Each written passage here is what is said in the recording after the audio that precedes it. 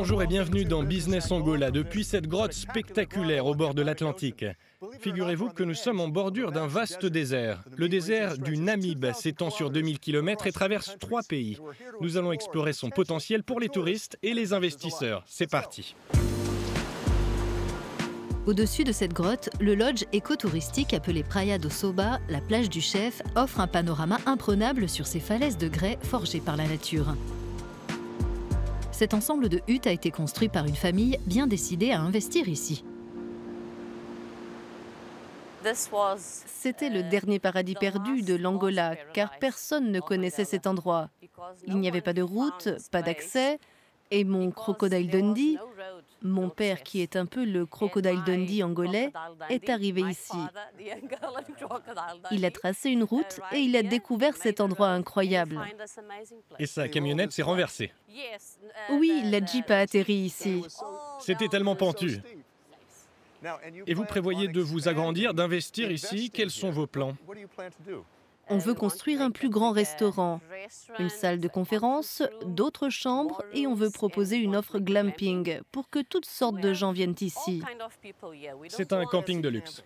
C'est du glamping, le nouveau nom dans cette catégorie. Mais d'autres paysages spectaculaires nous attendent.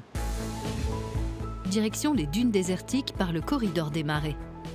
Le désert du Namibe vaut bien son appellation de vaste étendue en langage local.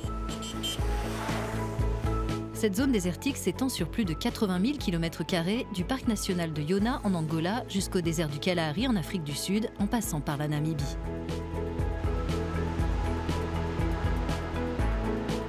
Mais avant d'aller plus loin dans les terres, nous faisons étape au port de Namibe où l'entreprise japonaise Toyota prévoit de dépenser quelques 500 millions d'euros pour doubler la taille de ce port, desservi par une voie ferrée, et pour le doter de nouvelles installations destinées aux habitants et aux visiteurs. Dans quelle mesure ce port peut-il encourager le tourisme dans la région? Le port sera d'une grande utilité pour les bateaux de croisière parce qu'aujourd'hui, nous n'avons pas les conditions pour accueillir ce type de navire et des touristes. Mais quand il sera prêt, ce sera magnifique et on pourra aussi y amarrer de gros bateaux.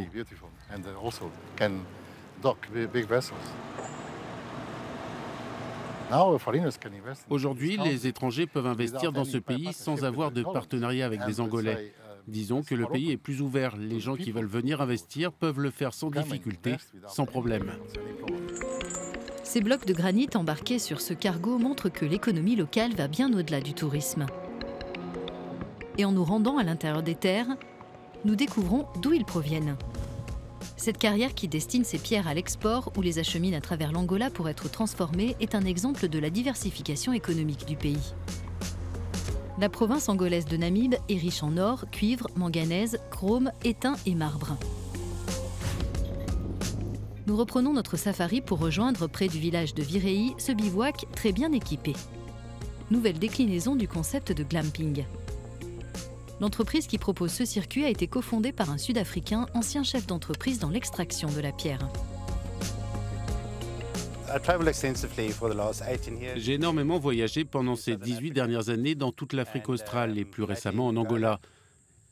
Et nous avons visité toutes sortes d'endroits en dehors des sentiers battus, des sites inexplorés. Et ça nous a paru naturel de commencer à mener des gens dans cette région. La visite donne l'occasion de rencontrer la tribu nomade locale des Ovakuvale. Ils nous emmènent un peu plus haut visiter leur campement. Selon Martin Bremer, l'Angola, comparé aux autres pays d'Afrique australe, est un territoire vierge propice aux investissements dans le tourisme. C'est un pays ouvert, c'est devenu beaucoup plus facile d'y nouer des partenariats. Ils ont changé de nombreuses législations pour faciliter les investissements et il y a de grandes entreprises qui sont présentes en Angola.